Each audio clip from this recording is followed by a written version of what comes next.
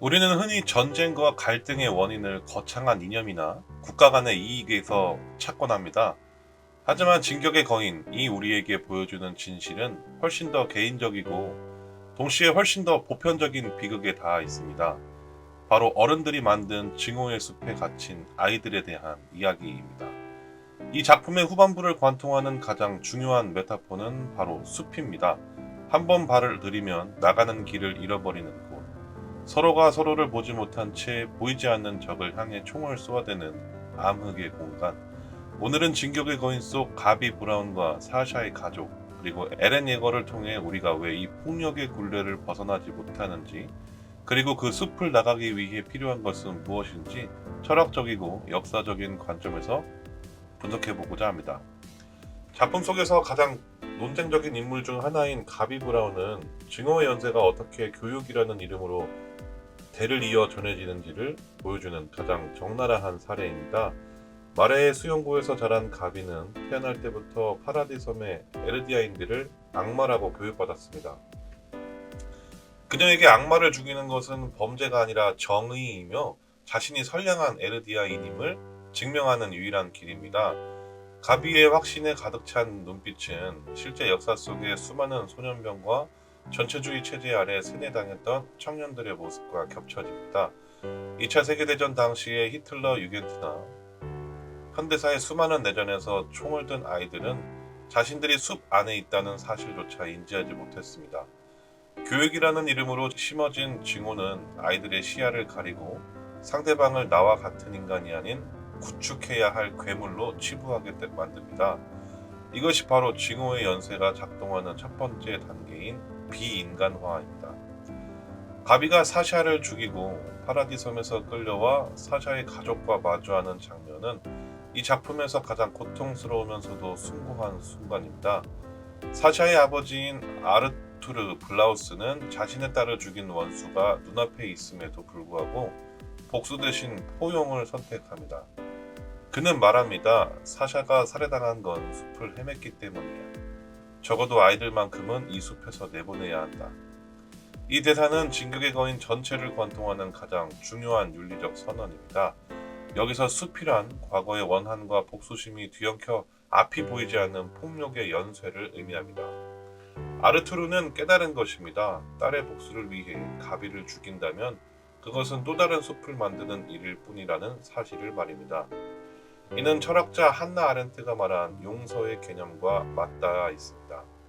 아렌트는 용서만이 과거의 행위로부터 우리를 자유롭게 하며 끊임없이 반복되는 복수의 자동적인 연쇄를 끊을 수 있는 유일한 인간적 능력이라고 보았습니다. 하지만 세상은 아르투르처럼 성인 군자들로만 가득 차 있지 않습니다. 대부분의 인간은 숲속에서 비명을 지르며 자신을 공격한 대상을 향해 더 큰 돌을 던집니다. 에렌 예거는 바로 그 지점에서 탄생한 괴물입니다. 에렌은 숲을 나가는 대신 숲 자체를 불태워 없애버리기로 결심합니다. 벽 밖의 적을 모두 죽이면 자유로워질 수 있다는 그의 믿음은 1차 세계대전 이후 독일이 느꼈던 굴욕감과 복수심, 혹은 오늘날 중동 전쟁에서 보이는 끝없는 보복의 논리와 흡사합니다.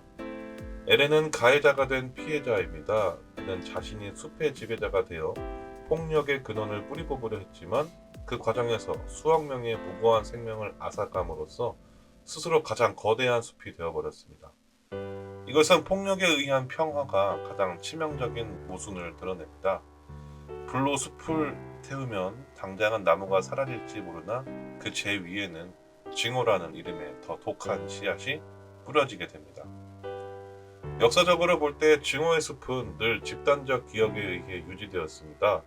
발칸반도의 비극적인 내전이나 루안다 학살은 수십 년, 수백 년 전의 원한을 잊지 않고 아이들에게 가르쳤을 때 어떤 참극이 벌어지는지 증명했습니다. 사람들은 자신의 고통은 절대적인 것으로 기억하면서도 타인의 고통은 통계적인 숫자로 치부합니다. 가비가 파라디 섬에서 요리를 배우며 자신이 악마라고 믿었던 이들이 사실은 자신과 똑같이 웃고 울며 맛있는 음식을 나누는 사람이라는 것을 깨닫는 과정은 매우 중요합니다. 증오의 숲을 빠져나가는 유일한 통로는 바로 개인과 개인의 만남입니다. 거대한 담론과 국가적 증오 뒤에 숨겨진 개별적인 인간의 얼굴을 마주할 때 비로소 숲의 나무들은 하나둘씩 걷히기 시작합니다. 작품의 결말부에서 거인의 힘이 사라졌음에도 불구하고 인륜의 분쟁이 멈추지 않는 모습은 우리에게 매우 뼈아픈 진실을 전합니다. 거인은 사라졌지만 인간의 내면에 자리 잡은 공포와 불신이라는 거인은 여전히 건재하기 때문입니다. 선과 악의 이분법으로 세상을 바라보는 한 우리는 영원히 숲을 벗어날 수 없습니다. 말의 전사가 아닌 한 아이로, 파라디 섬의 악마가 아닌 한 소녀로 서로를 바라보기 시작할 때만 아주 작은 틈이 생길 뿐입니다. 진격의 거인이 던지는 질문은 명확합니다. 당신은 당신의 아이들에게 무엇을 가르칠 것인지, 당신의 손에 든 총을 내려놓고 보이지 않는 숲 너머에 누군가에게 손을 내밀 용기가 있는지 말입니다. 결국 증오의 연쇄를 끊는 것은 영웅의 화려한 승리가 아닙니다. 그것은 자신의 상처를 억누르고 복수의 기회를 포기한 이름 없는 이들의 인내이며 적의 아이에게 따뜻한 수프 한 그릇을 건네는 작은 친절입니다. 아이들을 숲에서 내보내야 한다는 아르투르 블라우스의 말은 단순한 이상론이 아닙니다. 그것은 인류가 멸망하지 않기 위해 선택해야 할 유일한 생존 전략입니다. 우리는 모두 누군가에게 가해자였고 동시에 피해자입니다. 이 복잡한 숲속에서 우리가 할 수 있는 최선은 적어도 내 세대에서 받은 증오의 불씨를 다음 세대에게 넘겨주지 않는 것입니다. 비극은 끝났지만 역사는 계속됩니다. 에렌 예거가 남긴 파괴의 흔적 위에서 아르민과 친구들이 대화를 시도하듯 우리 역시 끊임없이 대화하고 서로의 얼굴을 확인해야 합니다. 숲은 여전히 깊고 어둡지만 누군가가 먼저 횃불을 끄고 손을 내밀 때 비로소 숲 밖의 빛이 보이기 시작할 것입니다. 진격의 거인이 우리에게 남긴 마지막 메시지는 바로 이것입니다. 숲을 나가는 유일한 방법은 함께 걷는 것뿐이라는 사실 말입니다. 당신은 지금 누구와 함께 그 숲을 걷고 있습니까? 그리고 당신의 아이에게 어떤 세상을 물려줄 준비가 되어 있습니까? 이 심오한 질문에 대한 답을 찾는 것이야말로 우리가 잔혹한 이야기를 마주하며 얻어야 할 진정한 교훈일 것입니다.